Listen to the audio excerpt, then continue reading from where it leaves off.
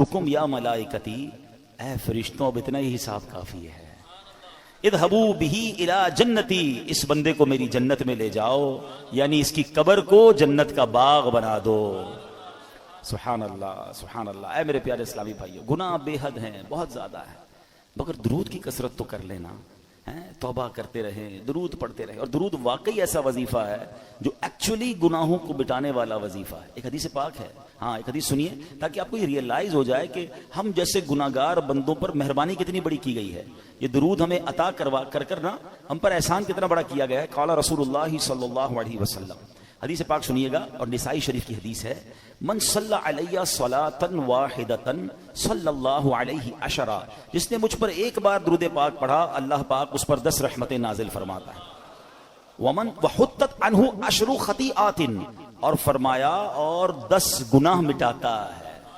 درود پڑھ رہے ہیں، ہر درود پر 10 گناہ بھی کم ہو رہے ہیں. پھر فرمایا ورفعت لہ 10 درجات، آقا فرماتے ہیں اور 10 درجات بلند فرماتا ہے. ایک گریڈ دنیا میں بڑھانے کے لیے نا بندہ کدھر کدھر فائل لے کے گھوم رہا ہوتا ہے. سر 17 گریڈ سے 18 کرا دیں، 18 سے 19 کرا دیں، کسی طرح 20 گریڈ لگ جائیں. 21 22 کے بعد تو سنا گریڈ بھی ختم ہو جاتے ہیں. اسی گریڈ کے چکر میں لوگوں کی دنیا گزر گئی. ہر درود پر میرے آقا فرما رہے ہیں 10 درجے بلند ہو رہے ہیں. کیوں نہیں پڑھتے درود پاک؟ روز درجے بلند کریں، 10 گناہ معاف ہو رہے ہیں. تو سبحان اللہ، وہ ہے نا، اعمال نہ دیکھے یہ دیکھا، محبوب کے کوچے کا ہے گدا. فرشتوں نے کیا کیا؟ اعمال نہ دیکھے یہ دیکھا، محبوب کے کوچے کا ہے گدا، مولا نے مجھے یوں بخش دیا. سبحان اللہ سبحان اللہ.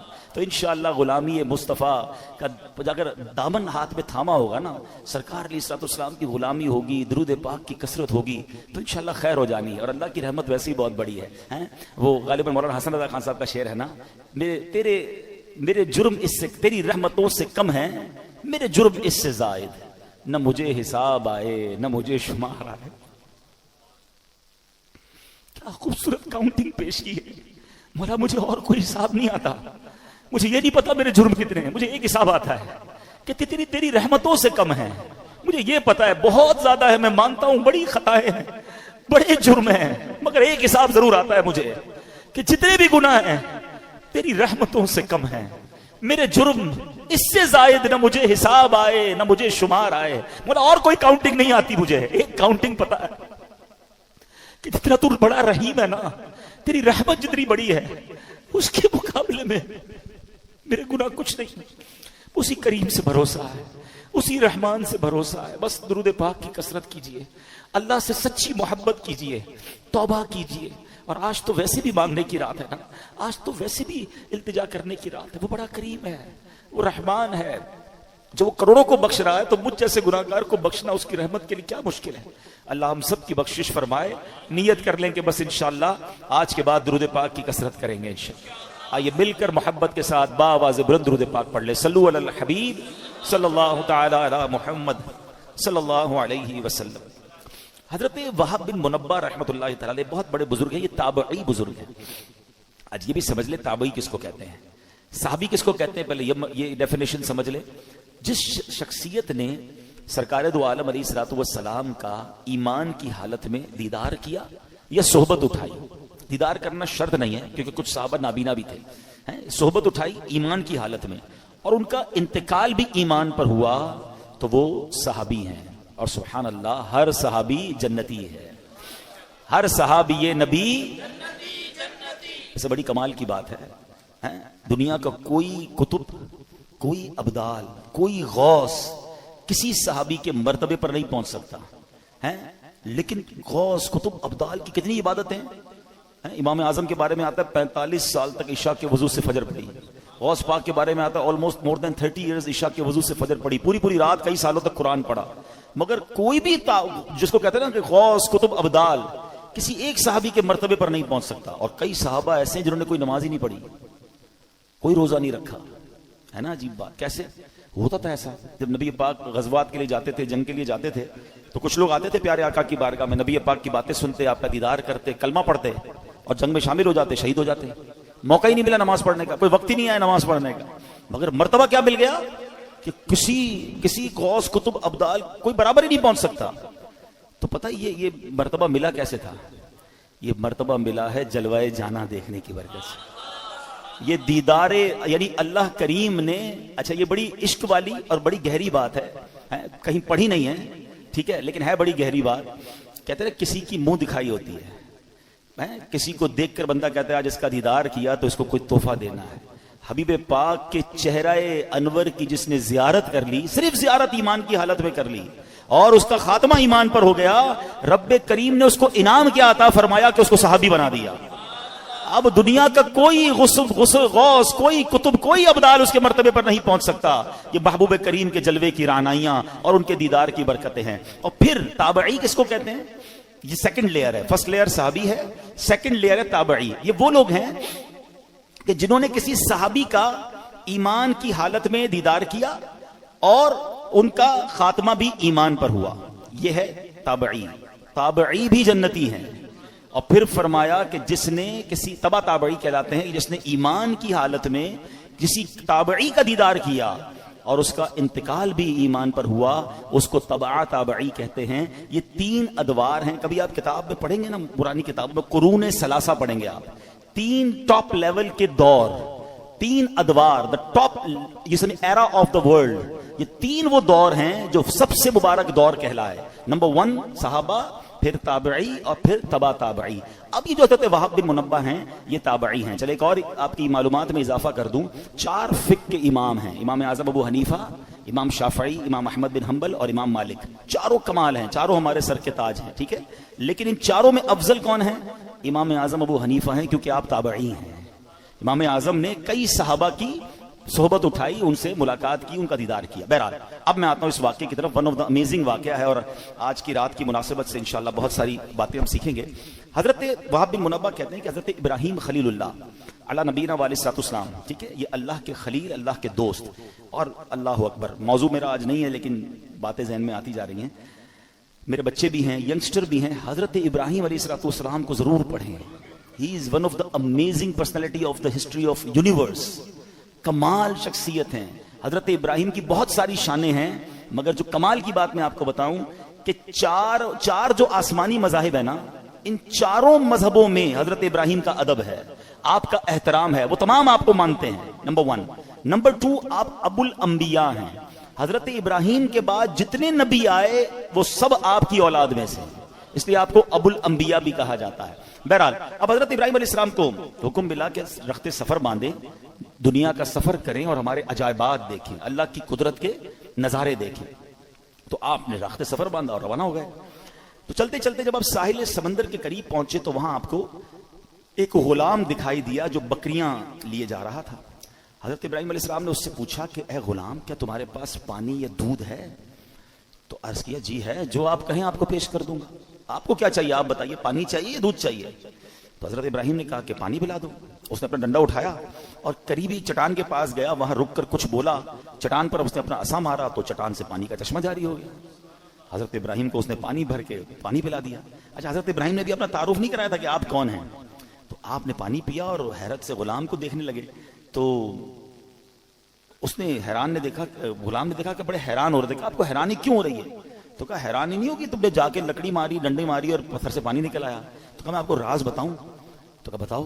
کہ مجھے پتا چلا ہے کہ اللہ کے ایک نبی ہیں اور اللہ پاک نے انہیں اپنا خلیل بنایا ہے, اور میں خلیل اللہ کے وسیلے سے جو بھی مانگتا ہوں نا اللہ مجھے عطا فرما دیتا ہے. میں ابھی اس چٹان پر گیا تھا, میں نے اسی خلیل اللہ کا نام لیا تو پانی کا چشمہ آ گیا. حضرت ابراہیم نے کہا کہ میں ہی وہ خلیل اللہ جسے اللہ پاک نے خلیل بنایا. اللہ اکبر. یہ سن کر تو غلام کی خوشی کی انتہا نہیں رہی کہ میں تو روز جس کے وسیلے سے کام کر رہا ہوں وہ آج میرے سامنے آ گئے. وہ کہتے نا, وہ آئے ہمارے گھر خدا کی قدرت ہے, کبھی ہم ان کو کبھی اپنے گھر کو دیکھتے ہیں. دلی دل میں اپنی قسمت پر فخر کر رہا تھا. کہتے واقعی سچ بتا دیں آپ ہی خلیل اللہ ہیں؟ حضرت ابراہیم فرماتے ہیں ہاں میں ہی خلیل اللہ ہوں. اللہ اکبر. یہ سننا تھا کہ وہ غلام بے ہوش ہو کر گرا, یعنی خوشی کے مارے اسے کنٹرول نہیں ہوا اور اس کی روح قبض ہو گئی. روایت میں آتا ہے اس وقت آسمان سے ایک نور اترا اور اس نور نے خوش نصیب غلام کی لاش کو ڈھانپ لیا. جب وہ نور چھٹا تو پتہ نہیں چلا وہ لاش کہاں گئی. نور سے اٹھا لیا گیا یا زمین میں دفن کر دیا گیا. یہ ایک واقعہ آپ کے ساتھ ہوا. آپ اور آگے بڑھے, ایک پہاڑ پر پہنچے, وہاں ایک گھر تھا, اس کے 2 دروازے تھے. آپ علیہ السلام اندر داخل ہوئے. اندر ایک تخت تھا, اس کے اوپر کسی کی لاش رکھی ہوئی تھی. اور اس کے اوپر 70 خوبصورت حلے، خوبصورت لباس ڈالے ہوئے تھے، اور سر کے پاس ایک تختی رکھی ہوئی تھی، لاش، اس کے اوپر 70 قسم کے ڈریسز اور ایک تختی تھی۔ تو حضرت ابراہیم علیہ السلام نے جب اس تختی کو پڑھا تو اس پر پتہ کیا لکھا تھا؟ میں شداد بن عاد ہوں، میں 1000 سال زندہ رہا، میں نے 1000 لشکروں کو شکست دی، میں نے ہی شہر ارم بنایا، مگر افسوس جب میری موت کا وقت قریب آیا تو میری ساری تدبیریں رد ہو گئیں، میں نے دنیا بھر سے ڈاکٹروں کو جمع کیا، کوئی بھی میری موت کو ٹال نہ سکا، بس جس نے بھی مجھے دیکھا اب اسے دنیا کے دھوکے میں نہیں آنا چاہیے۔ اے لوگو، خود پر دنیا کے دروازے تنگ رکھو، تم اتنی بادشاہت کے مالک نہیں ہو جیسی بادشاہت کا مالک میں تھا، تم اتنا عرصہ زندہ نہیں رہے، نہ رہو گے جتنا عرصہ میں زندہ رہا، تم اتنا جمع نہیں کر سکو گے جتنا میں نے جمع کیا۔ ہاں ہاں سن لو، دنیا دھوکے باز ہے، قاتل ہے، اپنے طلبگار کے ساتھ کھیل کھیلتی رہتی ہے۔ یہ عجوبہ دیکھ کر حضرت ابراہیم علیہ السلام واپس تشریف لے آئے۔ شاعر کہتے ہیں نا، بے وفا دنیا پہ مت کر اعتبار، تو اچانک موت کا ہوگا شکار، موت آ کر ہی رہے گی یاد رکھ، جان جا کر ہی رہے گی یاد رکھ، گر جہاں میں 100 برس تو جی بھی لے، قبر میں تنہا قیامت تک رہے، جب فرشتہ موت کا چھا جائے گا، پھر بچا تجھ کو نہ کوئی پائے گا، موت آئی پہلواں بھی چل دیے، خوبصورت نوجوان بھی چل دیے، دنیا میں رہ جائے گا یہ دبدبا، زور تیرا خاک میں مل جائے گا۔ 2 واقعات، اور ان دونوں واقعات میں ہمارے لیے بہت کچھ سیکھنے کو ہے۔ پہلا، خوش نصیب، کیسا غلام تھا، کیسا عقیدہ تھا، کیا اللہ کے نبی سے محبت تھی، اور اس عقیدے کی برکت دیکھیں کہ ان کے وسیلے سے جو مانگتا تھا اللہ عطا فرما دیتا تھا۔ ایکچولی یہ جو دعائیں ہیں نا، ان دعاؤں میں جو مین چیز ہوتی ہے نا، وہ آپ کا بلیف کا اسٹینڈرڈ کتنا ہے، لیول بلیف کیا ہے۔ اس کو محبت اتنی تھی حضرت ابراہیم سے، بھروسہ اتنا تھا اللہ پر کہ میں خلیل اللہ کا وسیلہ جب اللہ کی بارگاہ میں پیش کروں گا، اللہ میری مشکلیں ٹال دے گا، میری مصیبتیں حل کر دے گا، اور ایسا ہی ہوتا تھا۔ اس سے پتہ چلا کہ حضرت ابراہیم علیہ السلام کی شان بھی کیا ہے، اور اس واقعے سے یہ بھی پتہ چلا کہ اللہ والوں کا وسیلہ بارگاہ الہی میں دینے سے بعض اوقات کام ہو جاتے ہیں، اور اس میں کوئی حرج نہیں ہے۔ یہ تابعی بزرگ واقعہ بیان کر رہے ہیں، اس سے یہ سیکھنے کو مل رہا ہے کہ اللہ والوں کا وسیلہ پیش کر کے اللہ کی بارگاہ میں دعا مانگیں تو دعائیں قبول ہوتی ہیں۔ بہرحال دوسرا واقعہ جو تھا وہ بڑا ہی عبرت انگیز ہے، اور آج کے اس رات کے حوالے سے، ہمارے لائف سٹائل کے حوالے سے وہ بڑا ریلیونٹ ہے۔ شداد کون تھا؟ بڑے روب و دبدبے والا بادشاہ تھا، یہ غیر مسلم تھا، اور اس کے بارے میں اس نے کیا کیا تھا کہ اس نے جنت کا ذکر سن رکھا تھا غیر مسلم، مگر اسے سن رکھا تھا کہ مرنے کے بعد مسلمانوں کے پاس ایک کانسیپٹ ہے کہ جنت میں ان کو ڈالا جائے گا، تو اس نے کہا میں مرنے کا انتظار کیوں کروں اور مسلمان کیوں ہوں، میں خود ہی جنت بنا لیتا ہوں۔ شداد کی جنت دنیا میں مشہور تھی، اس نے کیا کیا، ایک عظیم شہر بنایا۔ ہم کیا امیجن کرتے ہیں حدیثوں میں نا کہ سونے کی اینٹیں ہوں گی، اس نے لٹرلی سونے کی اینٹوں سے محل بنائے، زبرجد اور یاقوت کے ستون کھڑے کیے، سنگریزوں کی جگہ خوبصورت موتی بچھا دیے، ہر محل کے گرد جواہرات بچھا کر اوپر نہریں جاری کی، طرح طرح کے درخت اگائے، غرض ایسا عظیم شہر بنایا، نہ دنیا میں اس سے پہلے کوئی ایسی سٹی کریٹ ہوئی، نہ اس کے بعد کبھی ہوئی۔ اور جب شہر مکمل ہو گیا نا، یعنی یہ شداد کا واقعہ کوئی افسانہ نہیں ہے، قرآن میں اس کا ذکر موجود ہے۔ اللہ قرآن میں فرماتا ہے فَصَبَّ عَلَيْهِمْ رَبُّكَ صَوْتَ عَذَابٍ إِنَّ رَبَّكَ لَبِالْمِرْصَادِ، تو ان پر تمہارے رب نے عذاب کا کوڑا برسایا، بے شک تمہارا رب یقیناً دیکھ رہا ہے۔ اللہ اکبر، اتنی دولت، اتنا مال، مگر ہوا کیا کہ شداد اس شہر میں قدم بھی نہیں رکھ سکا۔ جب وہ کریٹ ہو گیا، جب اس کی اوپننگ سیریمنی کا وقت آیا، شداد کو بلایا گیا کہ جناب اب آپ نے اس شہر میں داخل ہونا ہے جو آپ نے جنت دنیا میں بنائی ہے، مگر اس سے پہلے اسے موت نے آ لیا۔ جہاں میں ہے عبرت کے ہر سو نمونے، مگر تجھ کو اندھا کیا رنگ و بو نے، کبھی غور سے بھی یہ کبھی دیکھا ہے تو نے، جو آباد تھے وہ محل اب ہیں سونے، جگہ جی لگانے کی دنیا نہیں ہے، یہ عبرت کی جا ہے تماشا نہیں ہے۔ ایسے کئی واقعات آپ نے بھی دیکھے ہوں گے، اپنی لائف میں دیکھے ہوں گے۔ بڑی تیاری کرتا ہے انسان، بڑی پلاننگ کرتا ہے، ابھی یہاں پہنچنا ہے، ابھی یہ گھر کمپلیٹ کروں گا، ابھی یہ بلڈنگ بنا لوں گا، ابھی بزنس سیٹل کروں گا، ابھی فلاں ملک پہنچ جاؤں گا، اور اچانک اس کی زندگی کا وقت پورا ہو جاتا ہے۔ آپ کو پتہ ہے آج جو رات ہے وہ رات کون سی رات ہے؟ کہ اس رات فیصلے ہونے ہیں، اس رات یہ لکھا جانا ہے. جی ہاں، روایتوں میں مضمون ملتا ہے کہ یہ وہ رات ہے کہ جس رات یہ ڈیسیشن لیا جائے گا کہ اگلے سال کس نے مرنا ہے. یہ وہ رات ہے جس رات فیہا یفرق کل امر حکیم. قرآن کہتا ہے اس رات میں ہر حکمت والا کام بانٹ دیا جاتا ہے. نصف شعبان کی جب رات آتی ہے نا، حضرت عطا بن یسار فرماتے ہیں کہ 15th نائٹ آف شعبان جب رات آتی ہے تو حضرت ملک الموت کو ایک چھوٹی کتاب، ایک صحیفہ دیا جاتا ہے، حکم دیا جاتا ہے اس میں جن کے نام لکھے ہیں ان کی روح اس سال قبض کر لینا. آج یہ ڈیوٹی دے دی گئی ہوگی یا دے دی جائے گی کہ اس اگلے سال میں کس نے دنیا سے جانا ہے. وہ آپ فرماتے ہیں آدمی شادی بیاہ میں مصروف ہوتا ہے، گھر کی تعمیر و ترقی میں لگا ہوتا ہے، جبکہ اس کا نام مردوں کی فہرست میں لکھا جا چکا ہوتا ہے.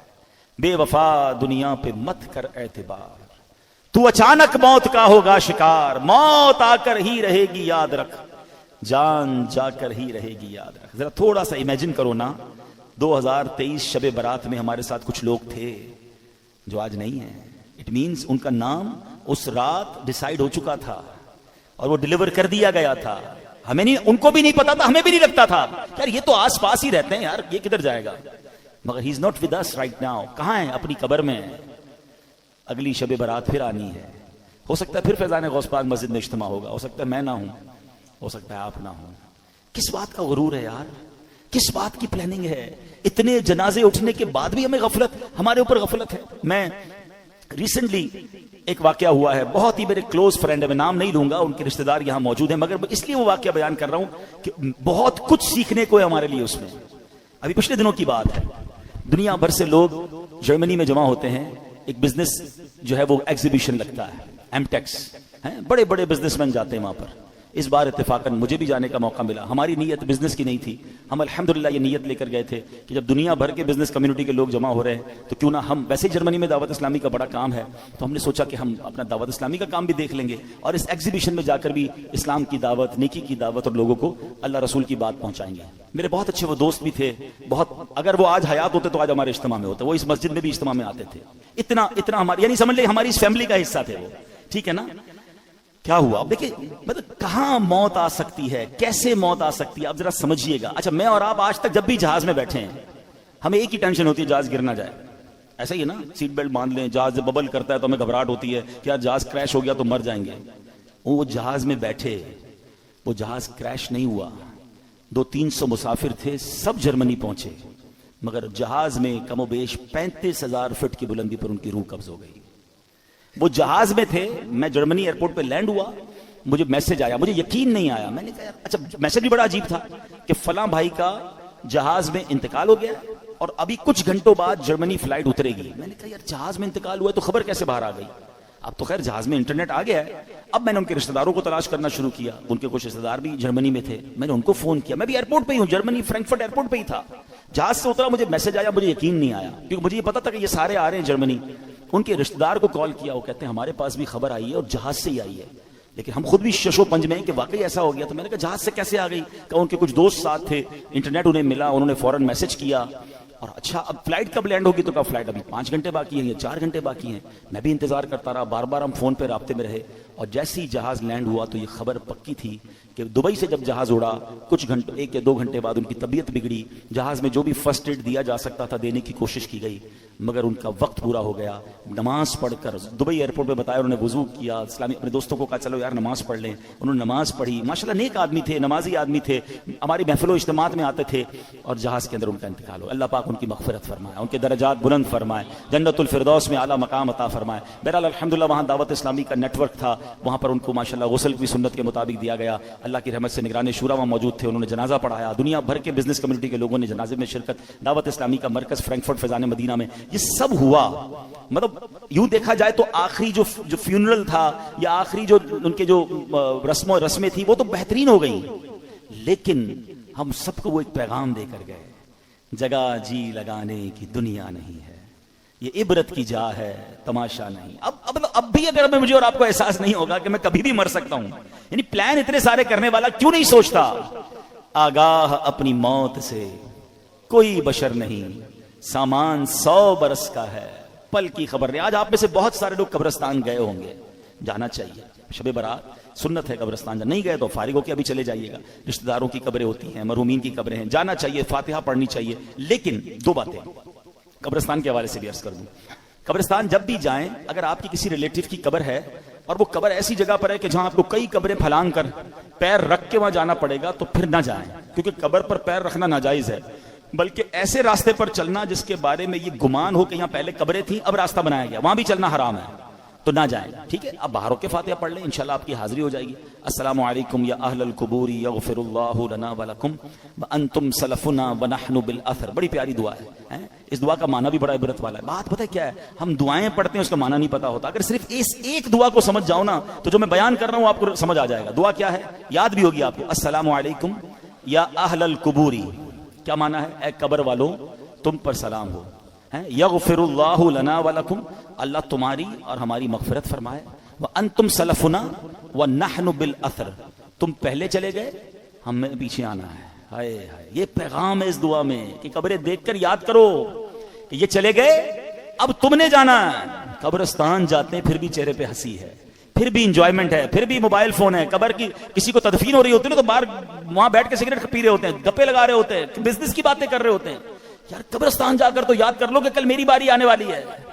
عبرت جس کو کہتے ہیں, میسج لینے کا انداز ہی نہیں ہے. ہمارے بزرگان دین کیسے عبرت کے مدنی پھول لیتے تھے, لیکن ہمیں عبرت لینا نہیں آتا ہے.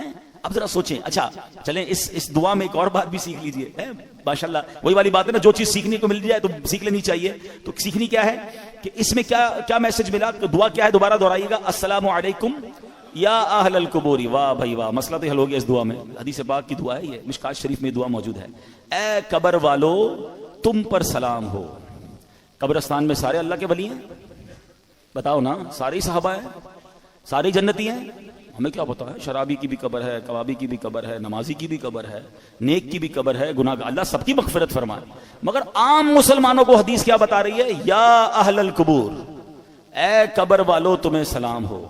بڑا سمپل سوال ہے, جب قبر والوں کو یا اہل القبور کہنا دعا سے حدیث سے ثابت ہے, ہم ادھر اگر اللہ کے ولی کو یا غوث اعظم کہتے ہیں تو کیا پرابلم ہے, یا رسول اللہ کہتے ہیں تو کیا پرابلم ہے. آپ تو گناہ گار کو یا اہل القبور کہنے کی اس دعا میں اجازت ہے, ہم تو اللہ کے نیک بندوں, اولیاء, صحابہ, اہل بیت کو پکارتے, پتہ نہیں کیوں ٹینشن کریٹ کی جاتی ہے. تو یہ چلے ایک مسئلہ بھی میں نے کہا عقیدے کا کلیئر کر دوں. ایک بڑی پیاری دعا آج میں نے بھی پہلی بار پڑھی, اس میں بھی کوئی حرج نہیں ہے, علم ہر بندہ سیکھ رہا ہوتا ہے. میں آج بیان کی تیاری کر رہا تھا, میں نے خود سوچا ہے انشاءاللہ یہ میں دعا خود بھی پڑھوں گا آج قبرستان جا کر.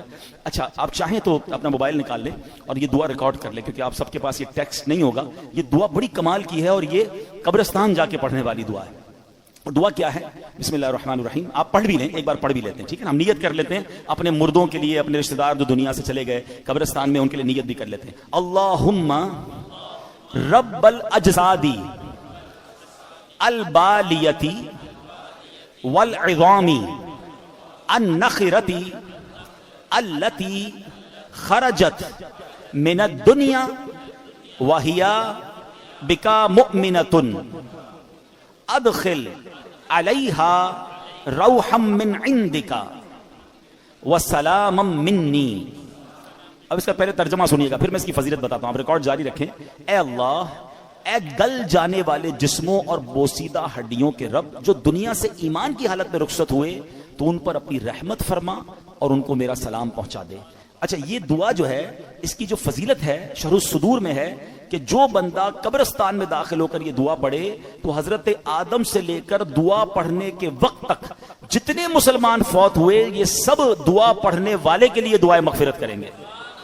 یعنی اربوں مسلمان جو دنیا سے چلے گئے, اس کیونکہ ہم نے سب کے لیے دعا کر دی نا, تو وہ مردے بھی جو دنیا سے چلے گئے, پردہ فرما گئے, وہ ہمارے لیے دعا کریں گے. تو یہ شرح الصدور بڑی کمال کی کتاب ہے, امام جلال الدین سیوطی شافعی رحمۃ اللہ تعالی لکھی, اور انہوں نے اس میں یہ دعا لکھی ہے. تو انشاءاللہ میں نے بھی نیت کی, بہرحال آپ نے ریکارڈ کر لی ہے, اور جن بھائیوں کو انشاءاللہ اگر یہ دعا لکھی بھی چاہیے ہوگی تو میں امام صاحب کو بھیج دوں گا, آپ امام صاحب سے بھی یہ دعا لے سکتے ہیں اور اس کو انشاءاللہ اپنے موبائل میں رکھیں. دیکھیں جہاں ثواب کا موقع ملے, جہاں برکت کا موقع ملے, اسے اچیو کرنا چاہیے. فوراً ہی اگر کوئی اسکیم آتی ہے فلاں بورڈ آتا ہے کہ یار یہاں یہ بار کیا آج کل کہتے ہیں وہ کوڈ یوز کر لو تو آپ کو اتنا % ڈسکاؤنٹ مل جائے گا. بندہ فوراً کوڈ نوٹ کر رہا ہوتا ہے, فوراً پکچر کھینچ لیتا ہے کہ یار یہ والے کوڈ سے یہ والی ویب سائٹ پہ فائدہ ہوگا.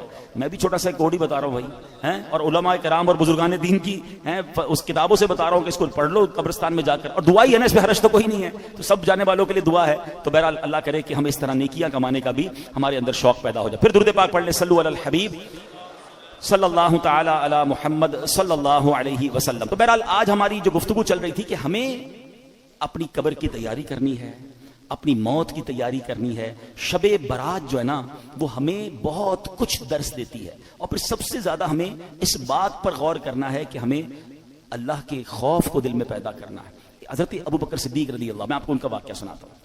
آپ سے بڑا کون سا صحابی ہے, آپ سے بڑھ کر کس کے جنتی ہونے میں شک آپ کر سکتے نہیں. آپ تو قطعی جنتی بھی کیسے ہے کہ نبی پاک کی زبان سے جنت کی بشارت سنی, بلکہ کتنی بار بشارت سنی. پیارے آقا علیہ الصلوۃ والسلام نے ایک بار پتہ کیا فرمایا, دیکھیں کیسا پیار ہے.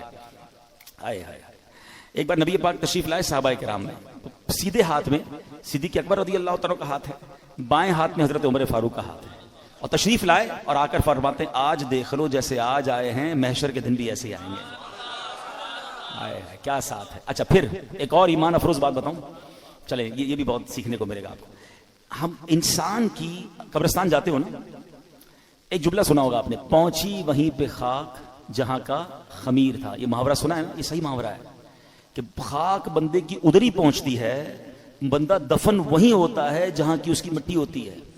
روایتوں میں آتا ہے کہ جس ہمیں جب بنایا گیا نا, مٹی سے بنے نا, انسان کو اسی مٹی سے بنایا جاتا ہے جس مٹی میں اس کی تدفین ہونی ہے.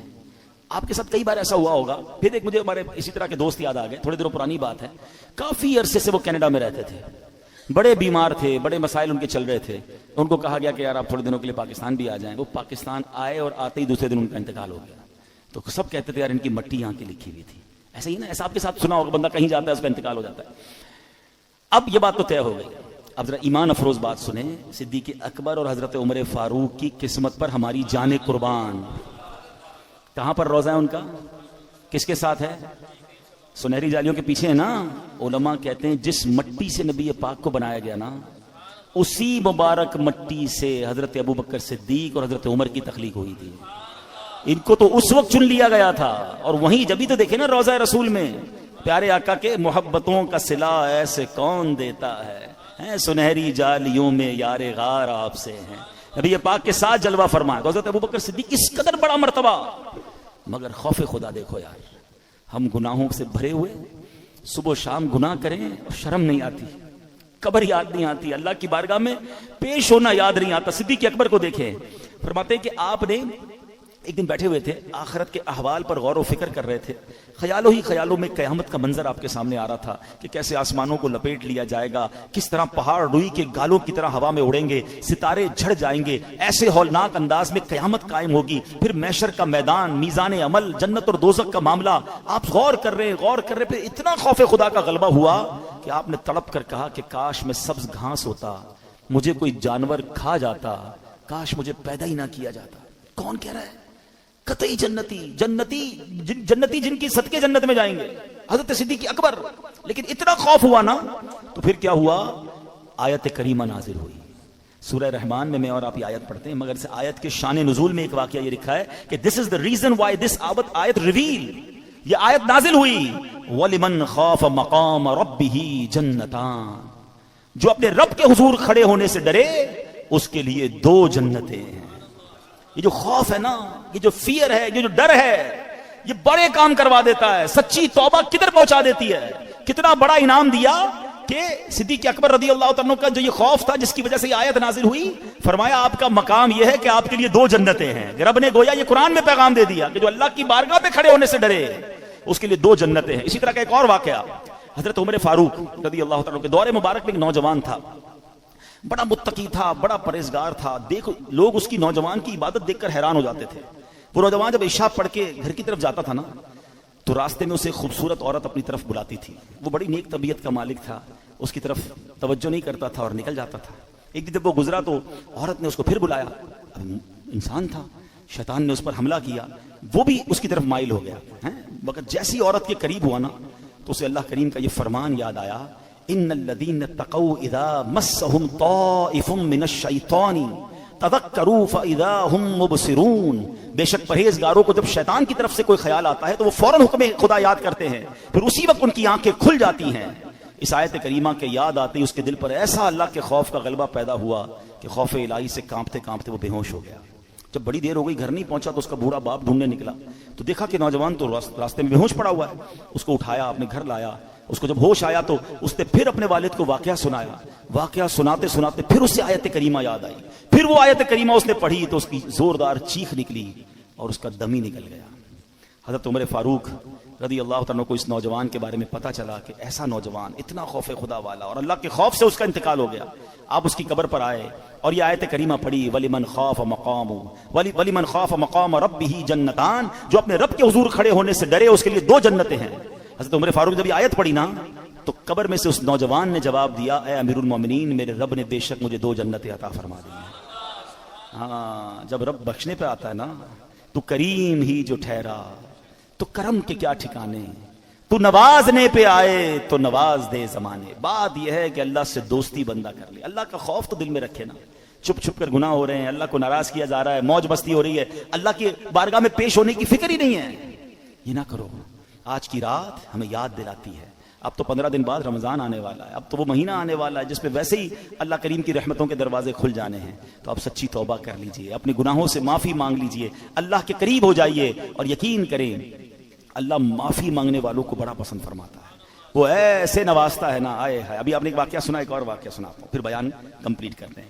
ایک کسائی تھا، قصاب، ٹھیک ہے، اور اس کی ایک پڑوس کے اندر ایک خادمہ تھی، کام کرنے والی تھی. وہ اس کو بڑی پسند تھی، اس کی نیت اس کے بارے میں خراب تھی. تو ایک دن وہ کہیں جا رہی تھی تو یہ بھی اس کے پیچھے پیچھے ہو لیا. جب قریب پہنچا تو وہ خادمہ کہتی کہ دیکھو میرے قریب مت آؤ، دل تو میرا بھی تمہاری طرف مائل ہے، مگر یہ کام جو ہے نا یہ اللہ کو پسند نہیں ہے. اللہ کا خوف کرو، مجھے اللہ سے ڈر لگتا ہے. اس نے سوچا کہ جب تم خادمہ ہو کر، ایک غریب عورت ہو کر اللہ سے ڈر رہی ہو، مجھے زیادہ ڈرنا چاہیے. اس نے اس عورت کو چھوڑ دیا اللہ کے ڈر سے. کوئی دیکھنے والا نہیں تھا. they were both alone there. مگر اللہ کے خوف سے چھوڑ دیا. لیکن اب جب واپس آنے لگا نا تو راستے میں بڑی گرمی تھی، پانی دور دور تک نہیں تھا، پیاس سے نڈھال ہو گیا، اس سے مرنے کے قریب ہو گیا. تو ایک اور شخصیت وہاں سے گزرے. کہا آپ کون ہیں؟ کہ میں فلاں نبی کا قاصد ہوں. ایک نبی علیہ السلام کے ساتھ رہتے تھے اور ان کے قاصد تھے، پیغام پہنچاتے تھے. وہ بھی پیاسے تھے. کہا آپ کا حال کیا؟ کہ میں بھی بالکل پیاسا ہوں. کہا چلیں حضور دونوں مل کے دعا کرتے ہیں. تو وہ جو نبی علیہ السلام کا قاصد تھا کہ تم بھی دعا کرو میں بھی دعا کرتا ہوں. کہا میں تو گناہ گار آدمی کسائی ہوں، آپ اللہ کے نبی کے ساتھ رہتے ہیں، آپ دعا کریں. انہوں نے دعا کی، انہوں نے آمین کہنا شروع کی. تھوڑی دیر ہوئی تو ایک بادل آیا، بڑا کالا سا، بڑا ٹھنڈی ہواؤں والا. ان دونوں کو سکون ہو گیا. کہا چلو چلتے ہیں، پانی تلاش کرتے ہیں، ریلیکسیشن تو ہو گئی. تھوڑا آگے گئے تو راستہ دونوں کا ٹرن ہونے لگا. تو جو اللہ کے نبی کے قاصد تھے وہ مثال کے طور پر رائٹ ٹرن ہوئے، یہ کسائی کو لیفٹ ٹرن ہونا تھا. یہ قصاب لیفٹ ٹرن ہوا، بادل اس کے ساتھ جانے لگ گیا. اللہ کے نبی کے قاصد نے کہا تم تو کہتے تھے عام سا آدمی ہوں، کوئی نیک عمل نہیں، تمہارے ساتھ تو بادل جا رہا ہے. کہ واقعی کوئی نیک عمل نہیں ہے، بس آج ایک واقعہ ہوا، گناہ کرنے جا رہا تھا، میں تو غلط آدمی ہوں، برا کام کرنے گیا تھا. ہاں یہ بات ضرور ہے کہ موقع ملا تو اللہ کا خوف آ گیا، میں اس لیے پیچھے آ گیا. وہ اللہ کے نبی کے قاصد کہتے ہیں کہ توبہ کرنے والوں پر رب ایسے ہی انعام فرماتا ہے. آئے ہائے، ہم گناہ کریں، اسے ناراض کریں اور توبہ کر لیں تو وہ کیسے معاف فرماتا ہے. حضرت موسیٰ علیہ السلام کے دور کا ہی واقعہ ہے نا. ایک گاؤں میں بارش نہیں ہو رہی تھی. گاؤں والوں نے کہا کہ چلو مل کے دعا کرتے ہیں. حضرت موسیٰ بھی ہیں، کلیم اللہ بھی ساتھ ہے. 70,000 لوگ جمع ہو گئے. دعا شروع ہوئی. حضرت موسیٰ دعا کرا رہے ہیں. ایوریبڈی ایکسپیکٹنگ کہ اللہ کے نبی ساتھ ہیں، کلیم اللہ ہے، بارش تو ہونی ہے، اتنا بڑا مجمع ہے. نو رین، نو کلاؤڈ، بالکل کلین اسکائی. حضرت موسیٰ نے کہا یا اللہ میں دعا کر رہا ہوں، اتنے لوگ آمین کہہ رہے ہیں، بارش نہیں ہو رہی. فرمایا موسیٰ اس پورے مجمع میں ایک بندہ ہے جو پچھلے 40 سال سے مجھے ناراض کر رہا ہے، جب تک وہ بندہ اس مجمع میں ہے نا بارش نہیں ہونی. تو حضرت موسیٰ نے کہا کہ یا اللہ میں اس بندے تک کیسے یہ بات پہنچاؤں؟ کہ تو کھڑے ہو کر اعلان کر، تیرا کام آواز لگانا پہنچانا میری ذمہ داری ہے. حضرت موسیٰ کھڑے ہو گئے. آپ نے کروایا اے وہ شخص جو 40 سال سے اللہ کی نافرمانی کر رہا ہے، تیری وجہ سے بارش نہیں ہو رہی تو نکل جائے اس مجمع سے. اب وہ بندہ تو تھا اس کے اندر. اب وہ کبھی دائیں دیکھے کبھی بائیں دیکھے کہ شاید کوئی کھڑا ہو جائے گا، شاید کوئی نکلے گا، کوئی نہیں نکلا. وہ سمجھ گیا بات میری ہو رہی ہے. اب وہ سوچنے لگا کہ میں کھڑا ہو گیا تو پورے شہر کو پتہ چل جائے گا کہ میں ہی وہ گناہ گار ہوں. اس نے پتہ کیا کیا؟ چادر اوڑی اور اللہ کی بارگاہ میں کہتا ہے یا اللہ آج ذلیل ہونے سے بچا لے. میں ہی وہ شخص ہوں، مانتا ہوں میں نے بڑے گناہ کیے، مگر مولا آج میں ذلیل ہو جاؤں گا लॉजिकली बताओ उसका जलील होना बनता था कि नहीं? کہ جس بندے کی گناہ کی وجہ سے بارش نہیں ہو رہی اس کو تو کھڑا کر کے سب کو بتانا بنتا تھا نا. ہمارے ساتھ کوئی غلط کرے ہم کہتے ہیں یہ وہ آدمی ہے اس نے میرے ساتھ کیا. اچھا تھوڑا سا مسئلہ کرے ہم زیادہ اس کو ذلیل کرتے ہیں, مگر میرے کریم کے کرم نوازی دیکھو وہ عیب چھپاتا کیسے ہے. وہ بندہ کہتا ہے مولا آج بچا لے. تھوڑی دیر ہوئی تو بادل آئے اور بارش برسنا شروع ہو گئی. حضرت موسیٰ کہتے ہیں یا اللہ بندہ تو کوئی نہیں نکلا, بارش کیسے ہو گئی؟ اللہ فرماتا ہے اے موسیٰ اس بندے نے مجھ سے دوستی کر لی ہے. حضرت موسیٰ کہتے ہیں یا اللہ بندہ تو دکھا دے, اب تو ملا دے تیرا دوست کون ہے. آئے ہائے پتہ کیا فرمایا رب نے؟ فرمایا موسیٰ جب وہ میرا نافرمان تھا تب میں نے اسے ظاہر نہیں کیا, اب تو میرا دوست بن گیا میں تجھے کیسے ظاہر کر دوں. یہ ہے میرا رب. کاش مجھے اور آپ کو سمجھ آ جائے. دنیا والوں کو میرا ایک ایپ پتہ چل جائے تو واٹس ایپ گروپ میں چلتے ہیں وہ میسج, سوشل میڈیا پہ چلتے ہیں, ویب سائٹوں پر اور اخباروں میں چلتے ہیں, مزے لیتے ہیں لوگ ہمارے ایپ کے. ارے دنیا کو تو پتہ ہی کچھ نہیں ہے جو میرے رب کو پتہ ہے. بچپن سے نافرمانیاں کر رہا ہوں, بچپن سے اسے ناراض کر رہا ہوں, چھپ چھپ کے گناہ کر رہا ہوں, وہ سب جانتا ہے. مگر کیسا کریم ہے, صرف چھپا نہیں رہا. وہ صرف چھپاتا تھا وہ بھی بڑی مہربانی تھی, وہ عزتیں بھی دے رہا ہے, وہ نعمتیں بھی دے رہا ہے, وہ مجھے کھلا بھی رہا ہے, وہ مجھے بڑا بھی کر رہا ہے, مجھے رزق بھی دے رہا ہے, مجھے میری فیملی کا سکھ بھی دے رہا ہے, مجھے دولت بھی دے رہا ہے, کیونکہ دے تو وہی رہا ہے نا. اس کو سب پتا ہے, وہ پھر بھی دے رہا ہے. پنجابی شاعر کہتے نا ایک گناہ میرے ماں پیو ویکھن مینوں عمری منہ نہ لاویں. ایک گناہ ماں باپ کو بھی پتا چل جائے نا گھر سے نکال دیتے. ایک گناہ میرے ماں پیو ویکھن مینوں عمری منہ نہ لاوے, لکھ گناہ میرا مالک ویکھے وہ پھر بھی پردے پاوے. اس کو سب پتا ہے, پھر بھی ہم اس سے دوستی نہیں کرتے, پھر بھی ہم اس کو راضی نہیں کرتے. کب تک اسے ناراض کرو گے بھائی؟ آج کر لو توبہ, آج کر لو اس سے دوستی. وہ شاعر کہتے ہیں نا تجھے تو خبر ہے میں کتنا برا ہوں, تجھے تو خبر ہے میں کتنا برا ہوں, تو عیبوں کو میرے چھپایا الہی, تو عیبوں کو میرے چھپایا الہی. تو آج رات سچی توبہ کر لے, چھوڑ دے گناہ. اگر نماز قضا ہو رہی ہیں اب نماز قضا نہ کرے. آج رات آپ کو پتہ ہے کروڑوں بخشے جائیں گے, مگر حدیث میں 6 قسم کے گناہگار بتائے گئے جو نہیں بخشے جائیں گے. ہاں آج رات بھی نہیں بخشے جائیں گے. شراب کا عادی نہیں بخشا جائے گا, ماں باپ کا نافرمان نہیں بخشا جائے گا, زنا کرنے والا بدکاری کا عادی نہیں بخشا جائے گا, رشتہ داریاں کاٹنے والا نہیں بخشا جائے گا, چغل خور نہیں بخشا جائے گا, ایک روایت کے مطابق تکبر والا لباس پہننے والا نہیں بخشا جائے گا, تصویریں بنانے والے مجسمے بنانے والے نہیں بخشے جائیں گے. خدا را آج توبہ کر لیجئے, راضی کر لیجئے اللہ کو. اگر یہ گناہ ہو بھی گئے نا وہ بڑا کریم ہے. توبہ کریں اور نیت کریں کہ آج کے بعد ہماری کوئی نماز قضا نہیں ہوگی. آج کے بعد انشاءاللہ نہ شراب پیئیں گے, نہ شرابیوں کے قریب بھی جائیں گے انشاءاللہ. ایسی محفلوں میں بھی نہ جائیں, ایسی محفلوں میں بھی نہ جائیں کہ جو ہمیں ان گناہگاروں کے ساتھ بیٹھ کر آپ کیسے امید رکھتے ہیں کہ میں شرابیوں, جواریوں, بدکاروں کے ساتھ بیٹھ کر اللہ کا نیک بندہ ہو جاؤں گا اور اللہ مجھ سے راضی ہو جائے گا. تھوڑے دنوں پہلے تو کووڈ وائرس آیا تھا, ڈسٹنس کیسا رکھتے تھے؟ Social distance. سوشل کتنا سمجھ آ گئی تھی, نہیں بھائی دور رکھو اس کو, اس کے اندر وائرس ہے یا وائرس جیسی سمٹمز ہیں. ادھر لعنت برس رہی ہے شرابیوں پر, تم اس کے ساتھ بیٹھے ہو. جو بدکار ہیں, جو جوئے کھیل رہے ہیں, آپ کہتے ہیں میں نہیں پیتا میں بیٹھتا ہوں. کیوں بیٹھنا ہے ان کے ساتھ؟ جدھر میرا رب ناراض ادھر اس کے ساتھ میں نے کیوں بیٹھنا ہے؟ اچھی محفلوں میں آیا کریں, اچھے لوگوں میں بیٹھا کریں. دعوت اسلامی کا ماحول آپ کے سامنے جو الحمدللہ ہمیں اللہ کی رحمت سے ہمیں نیک لوگوں کے ساتھ بیٹھ کر سدھرنے کا موقع ملتا ہے. اور قبر اگر روشن کرنی ہے نا, آج قبر کی بات ہو رہی ہے نا, تو قبر روشن کرنے کے لیے سب سے پہلی چیز عقیدہ ہے.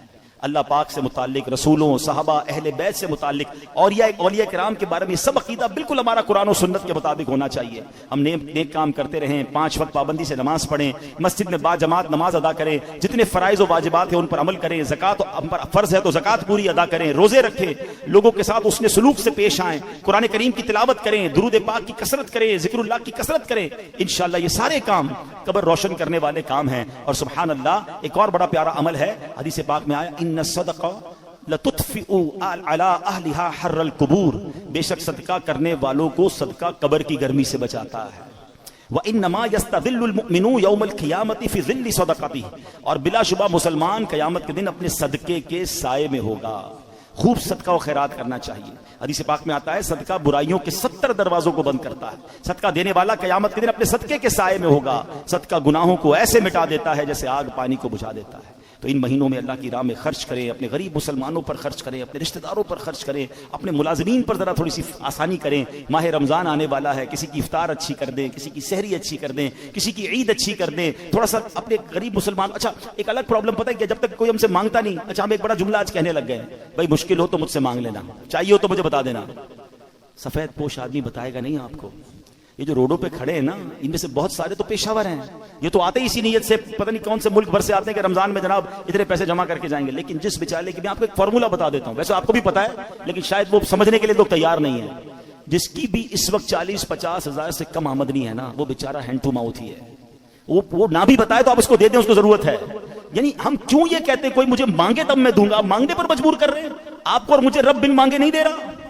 آپ یہ بنو نا. اب ہم سحری افطاریاں بہت سارے لوگ مسجدوں میں کراتے ہیں، میں کہتا ہوں کرانا چاہیے، لیکن آپ سوچیں مسجد میں نمازی پھر بھی سحری افطاری میں بہت اچھا کھا لیتے ہیں. کئی ہماری بہنیں مسجد میں تو نہیں آ سکتی نا، ان کے گھر میں کیا بنتا ہوگا؟ آپ گھروں میں پہنچانے کی عادت بنائیں. گھروں روڈوں پہ سحری افطاری ہو رہی ہے ٹھیک ہے، لیکن اس سے زیادہ ضروری ہے کہ آپ بغیر بتائے کسی کے دروازے پر آپ کے، میں کہتا ہوں ڈھونڈنے کی بھی ضرورت نہیں ہے. آپ کے اپنے ملازمین دیکھ لو یار، آپ کے اپنے رشتہ دار دیکھ لو، اپنے پڑوسی دیکھ لو. 40,000 سے جس کا اسکیل 50,000 سے نیچے ہے نا، آپ اس کو راشن بھیجو گے وہ خوشی خوشی رکھ لے گا. یہ پچھلے دنوں کی بات ہے، ایک بھائی بتا رہے تھے ہم راشن بانٹ رہے تھے تو ایک بندہ آیا اور اس راشن بانٹنے والے کو کہتا ہے میں اپنے بہنوئی کے اپنے داماد کے ساتھ آیا ہوں، اس لیے ابھی تو میں آپ سے راشن نہیں مانگ رہا، میں تھوڑی دیر بعد آؤں گا تو مجھے دے دینا. اور اس نے دیکھا کہ وہ چھوٹی کون سی گاڑی ہوتی ہے FX، بولے اس گاڑی میں آیا تھا حالانکہ، مگر اس کو بھی راشن کی ضرورت تھی. سب لوگ ہینڈ ٹو ماؤتھ چل رہے ہیں. غریب آدمی کے پاس فروٹ لینے کے پیسے نہیں ہیں. ہم میں سے کئی لوگ ہیں جن کے گھر میں روز فروٹ آتا ہے، شاید روز گوشت اور چکن بنتا ہے. ہمیں تو شاید گوشت اور چکن کا دام بھی نہیں پتا، ہم میں سے کئی لوگ وہ ہیں. مگر پوچھیں نا غریب آدمی سے، ہفتہ گزر جاتا ہے، اس کے گھر میں بھی روزہ ہو رہا ہے، اس کے گھر میں بھی افطار ہو رہی ہے. یہ وقت ہے جنت کمانے کا، یہ وقت ہے نیکیاں کمانے کا. آپ ایسے گھروں میں آپ لفافہ بنا کے پیسے بھجوا دیں، کوئی مسئلہ نہیں. 15-20 ہزار روپے بھجوائیں گے، وہ آپ زکات نہیں تحفہ کہہ کے بھیج دیں، لیکن انشاءاللہ آپ دیکھیں گے چہروں پہ مسکراہٹیں آئیں گی. لوگوں کی عید اچھی ہوگی، لوگوں کی رمضان اچھی ہوگی. یہ وقت ہے اور یہ صدقہ ہماری قبر کو روشن کرے گا. ہمیں انشاءاللہ ان دکھیارے مسلمانوں کی مدد کریں گے، نہ جانے ہمارے کتنے غم دور ہو جائیں گے. اور پھر ایک اور پرابلم، ہم جو بچ جاتا ہے وہ کیوں بانٹتے ہیں؟ کھانا بچ گیا تو غریب کو دے دیں. اس بار ایک پلان کیجئے گا، آپ بے شک 100 آدمی کو افطار نہ کرائیں. آپ اپنے گھر میں جو افطار کرتے ہیں نا، سب سے پہلے آپ کی افطار سے پہلے افطار نکالیں اور وہ اپنے ملازم کو دیں. وہی افطار وہ پہلے کھائے، آپ کے ساتھ یا تو بیٹھ کے کھائے یا کم از کم وہ تو کھائے جو آپ کھا رہے ہیں. ہم جو بچتا ہے وہ اس کو کھلاتے ہیں، جو پھینکنے کا ہوتا ہے وہ کپڑا دیتے. نہیں، اللہ ہمیں کیسا دے رہا ہے اور ہم اللہ کی راہ میں کیسا دے رہے ہیں. 4 پارے کی پہلی آیت ہے لن تنالوا البر حتى تنفقوا مما تحبون. تم اس وقت تک بھلائی کو نہیں پہنچ سکتے جب تک اپنی پیاری چیز اللہ کی راہ میں خرچ نہ کرو. بیسٹ دو، بہترین دو. آخری روایت چلے سنا دیتا ہوں، ٹائم تو میرا ہو گیا ہے. ابھی اس بیان کے بعد مجھے فیضان جیلان مسجد میں بھی بلاک 8 کلفٹن میں بیان کرنا ہے، جو آنا چاہیں وہاں بھی آ سکتے ہیں. تو میں کیا کہہ رہا تھا کہ ایک بزرگ تھے، ان کو اچھا بھروسہ بھی بڑا تھا، یہ اللہ کرے وہ بلیف بھی ہمیں مل جائے. وہ بزرگ کہتے ہیں، پانی ذرا دیجیے، وہ کہتے ہیں کہ ان کے گھر میں کوئی فقیر آیا پیسے لینے کے لیے، تو اپنی زوجہ کو کہا کہ کچھ ہے؟ تو اس نے کہا 4 انڈے ہیں، صرف کھانے کے لیے 4 ہی انڈے ہیں. 4 دے دو. 4 دے دیے. جب 4 دے دیے تو کہا تھوڑی دیر میں انشاءاللہ آ جائیں گے. اتنا بھروسہ تھا. تھوڑی دیر ہوئی تو دروازہ کھٹکھٹایا گیا. ایک بندہ آیا، ایک ٹوکری دے کر گیا. زوجہ سے کہا ذرا دیکھو کیا ہے. کہا کسی آپ کے دوست نے تحفہ بھجوایا ہے. کہا کیا ہے؟ کہا انڈے ہی ہیں. کہا چیک کرو کتنے. کہا 30 ہیں. کہا 30 کس حساب سے آئے؟ دیے تو 4 تھے، ایک کے 10 آنے چاہیے. لیول آف بلیف، عقیدہ کتنا مضبوط تھا. 40 آنے چاہیے. کتنے؟ کہا 30 ہیں. دوبارہ گنو. کہتی حضور ہیں تو 40 مگر 10 ٹوٹے ہوئے ہیں. 30 پورے ہیں، 10 ٹوٹے ہوئے ہیں. کہا سچ سچ بتاؤ جو تم نے 4 دیے تھے اس کی کنڈیشن کیا تھی؟ کہا حضور ہم نے بھی جو 4 دیے تھے نا، 3 پورے تھے، 1 ٹوٹا ہوا تھا. بات آئی سمجھ؟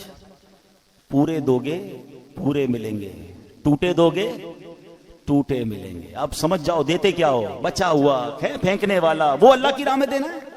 پھر کیا ایکسپیکٹ کرو گے؟ ارے دو نا دل کھول کے، بہترین سب سے اچھا اللہ کی راہ میں دو. دوبارہ جملہ یاد کر لو، پورے دو گے پورے ملیں گے، ٹوٹے دو گے ٹوٹے. ہم تو جو بچتا ہے وہ اللہ کی راہ میں دینا ہے. بلکہ اتنا پتہ نہیں دنیا سے محبت اتنی ہو گئی ہے. ابھی اگر مسجد کے لیے اعلان ہو نا چندہ دیں، چلو سخاوت کا آج ذہن بن بھی گیا، بھائی 100 روپے دینے، 500 روپے دینے. پرس نکالا، 2 100 کے نوٹ ہیں، ایک کڑک والا ایک پرانا پھٹنے والا. سچ بتاؤ مسجد کے ڈبے میں کون سا ڈالتے ہیں؟ کیوں پرانا؟ نیا والا 102 کا نہیں ہے، وہ بھی 100 کا ہے. اللہ کی راہ میں دینا نا، وہ یار یہ والا دے دو یار، یہ نکالو. کمال ہے یار. اپنے بچے کے لیے برانڈڈ چیز لینی ہے، اللہ کی راہ میں پھینکنے والی چیز لینی ہے. اللہ دل دیکھتا ہے. اللہ کو تھوڑی چاہیے ان چیزوں کی، اللہ کی بارگاہ میں تھوڑی جاتی ہے میری چیزیں. وہ دل دیکھ رہا ہے کہ یہ بندہ جب بھی میری راہ میں خرچ کرتا ہے جو اس کے کام کا نہیں وہ خرچ کرتا ہے. کہیں ایسا نہ ہو کہ اپنی رحمتوں کو وہ روک لے. تم دل کھول کر خرچ کرو، وہ تمہیں اپنی ہماری اوقات سے بڑھ کر پہلے بھی عطا فرما رہا ہے اور عطا فرما. ایک روایت بھی ایسی ہے، اللہ حدیث پاک ہے، حدیث قدسی ہے، اے ابن آدم گن گن کر خرچ نہ کرو ورنہ وہ رب کریم بھی تمہیں گن گن کر عطا فرمائے گا.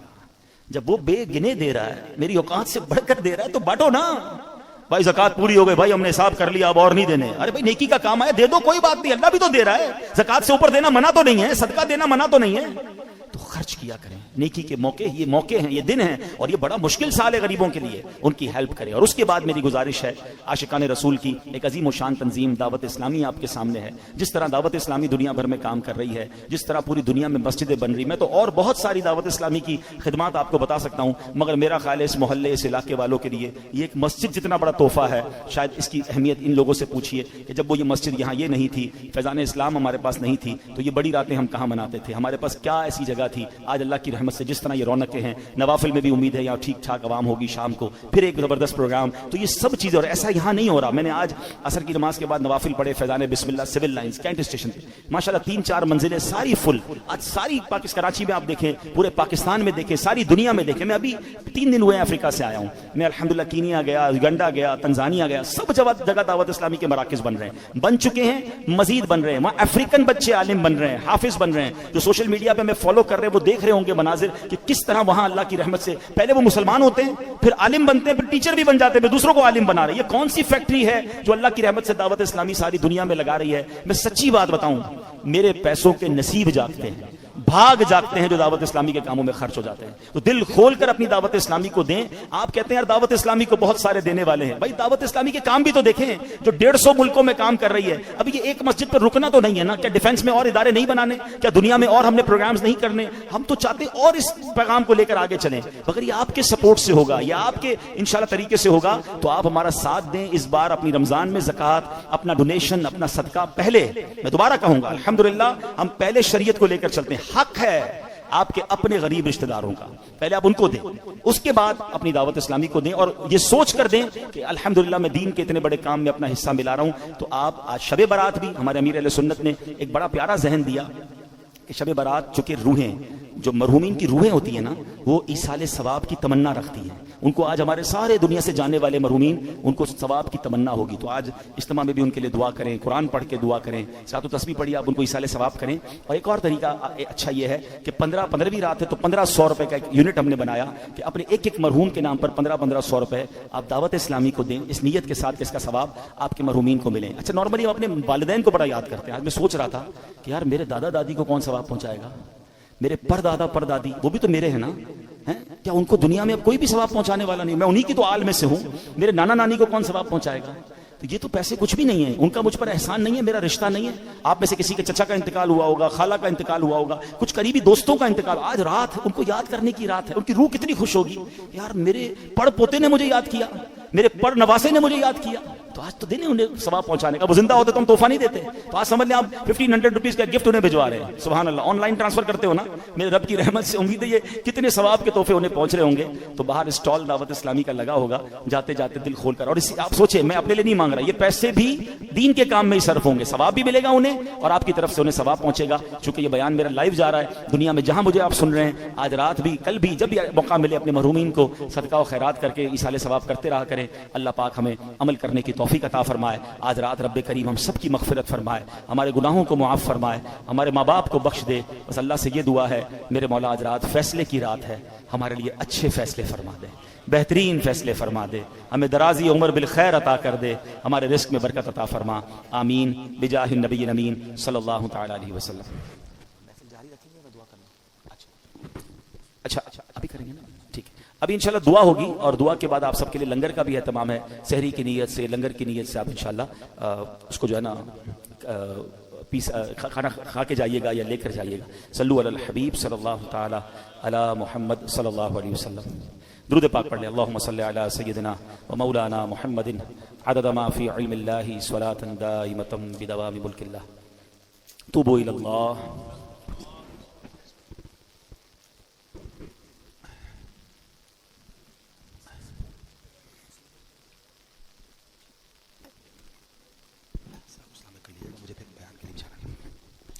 بیٹھ جائیں سارے اسلام میں، بیٹھ جائیں، دعا میں شامل ہو جائیں. آج مانگنے کی رات ہے، سب مل کے دعا میں شامل ہو جائیں. الحمدللہ رب العالمین والصلاة والسلام علی خاتم النبیین. یا ارحم الراحمین یا ارحم الراحمین یا ارحم الراحمین یا ربنا یا ربنا یا ربنا یا ربنا یا ربنا یا اللہ یا رحمان یا رحیم. اللہم ربنا آتنا فی الدنیا حسنۃ وفی الآخرۃ حسنۃ وقنا عذاب النار وقنا عذاب القبر وقنا عذاب الحشر وقنا حساب المیزان.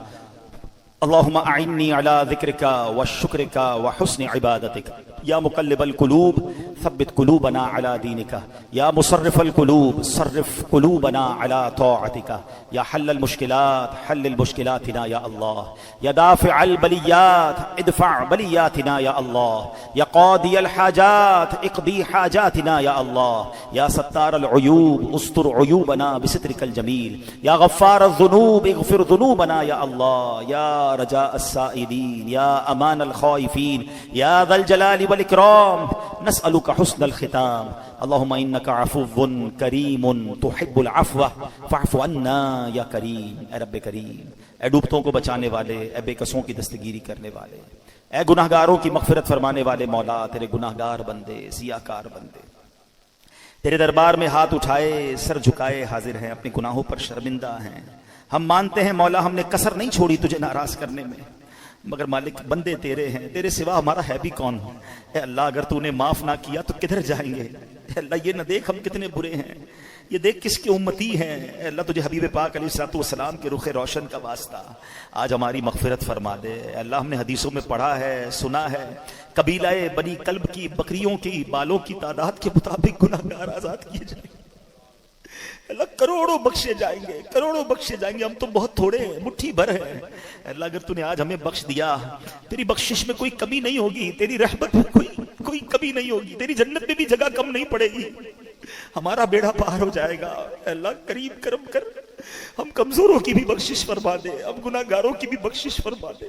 ہم مانتے ہیں کوئی عمل نہیں ہے، کوئی بات ہی نہیں ہمارے پاس جو تیری بارگاہ میں پیش کر سکے. بس بلا حساب بخش دے، بلا پوچھے بخش دے، بلا سبب بخش دے، اپنی رحمت سے بخش دے.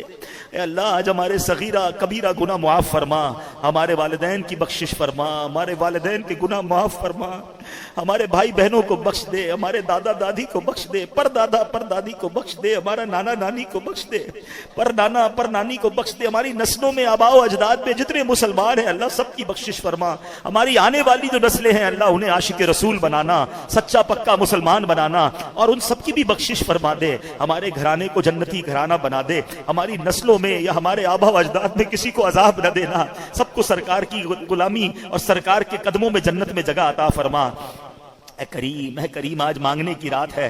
آج تو آسمان دنیا سے یہ آوازیں لگائی جا رہی ہیں، ہے کوئی مانگنے والا کہ اس کی دعا قبول کی جائے، ہے کوئی طلبگار اس کا سوال پورا کیا جائے، ہے توبہ کرنے والا اس کی توبہ قبول کی جائے. لبیک لبیک میرے مولا ہم حاضر ہیں، آج تیرے دربار میں ہم حاضر ہیں. اے اللہ ہماری مغفرت فرما دے، ہماری توبہ قبول فرما لے. ہم اپنے پچھلے سارے گناہوں سے توبہ کرتے ہیں. استغفر اللہ ربی من کل ذنب واتوب الیہ، استغفر اللہ ربی من کل ذنب واتوب الیہ، استغفر اللہ ربی من کل ذنب واتوب الیہ. اے اللہ ہمارے سارے گناہ معاف فرما دے. اے اللہ آج رات فیصلوں کی رات ہے. اے اللہ ہمیں درازی عمر بالخیر عطا فرما. جب تک زندہ رکھیو مالک، اپنے در کے سوا کسی کا محتاج نہ کیجیو. اے اللہ ہمارے رزق حلال میں برکت ڈال دے، رزق حرام سے ہم سب کو محفوظ فرما. اے اللہ ہمیں اپنے آخری زندگی کی آخری نماز بھی ہم کھڑے ہو کر ادا کریں. جب آخری وقت آ جائے ایمان والی، عافیت والی، مدینے والی موت ہمیں نصیب فرما. ہم دنیا کے قبرستان میں جاتے ہیں ہمیں خوف آتا ہے. اے اللہ جب بھی جنت البقیع کو دیکھتے ہیں وہاں دیکھ کر جی مرنے کو چاہتا ہے. اے اللہ اے کریم تیرے خزانوں میں کمی نہیں، منہ چھوٹا ہے، بات بڑی کر رہے ہیں، اوقات بھی نہیں ہے، مگر بڑی رات ہے مالک. اے اللہ آج فیصلے کی رات ہے. ہمارے مقدر میں مدینہ لکھ دے، مدینے کی موت لکھ دے. ہمارے مقدر میں جنت البقیع لکھ دے. اے اللہ میں مدینے کے سوا کہیں موت نہ دینا. آقا کے قدموں میں، آقا کے جلووں میں ایمان اور عافیت کے ساتھ شہادت کی موت عطا فرما. اے اے کریم جتنی زندگی باقی ہے اے اللہ نیکیوں والی زندگی دے دے. بڑے گناہ کر لیے مالک, ہم مانتے ہمارے کچھ گناہوں کی تو عادتیں پڑ گئی ہیں اے اللہ, کئی بار توبہ کی ہے, گناہ چھٹتے نہیں ہیں اے کریم, مگر تو چاہے تو سب ممکن ہے. آج کی رات ایسی نگاہ کرم کر دے کہ ہمارے سارے گناہوں کی عادتیں چھٹ جائیں. اے اللہ ہمیں نیک بنا دے, پرہیزگار بنا دے, عاشق رسول بنا دے, 5 وقت کا نمازی بنا دے, ہمیں اخلاص کی دولت دے دے, ہمیں ریاکاری سے بچا لے, ہمیں بناوٹ سے بچا لے. اللہ پہلے تو نیکی ہوتی نہیں, ہو جائے تو چھپتی نہیں. اے اللہ کرم کر, ہم ناکاروں کو اچھا کر دے.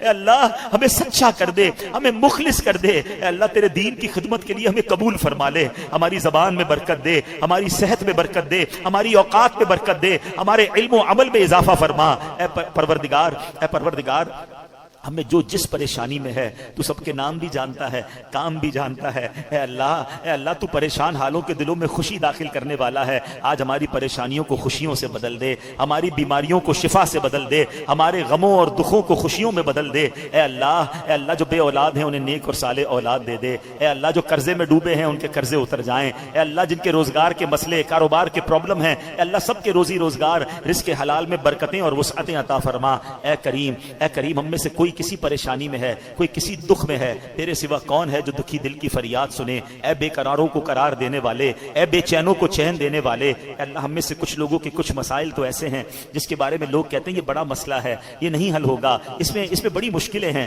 اے اللہ یہ لوگ کہتے ہیں مگر ہمارا یہ ایمان ہے, ان اللہ علی کل شیء قدیر, ہمارا یہ ایمان ہے کہ تو چاہے دیکھ سکتی تھی مولا, تو تو ماں سے زیادہ چاہنے والا ہے. ہم پر اپنی رحمت کے دروازے کھول دے, ہم پر ہماری اے اللہ اپنی رحمت کے دروازے کھول دے اور ہماری مشکلوں کو آسان فرما. اے اللہ اس سال شب برات یہ بھی لکھا جاتا ہے اس سال کس نے حج کرنا ہے. اے اللہ یہ سال ہمارے لیے حج کا سال بنا دے, یہ سال ہمارے لیے مدینے کا سال بنا دے, حاضری حرمین کا سال بنا دے.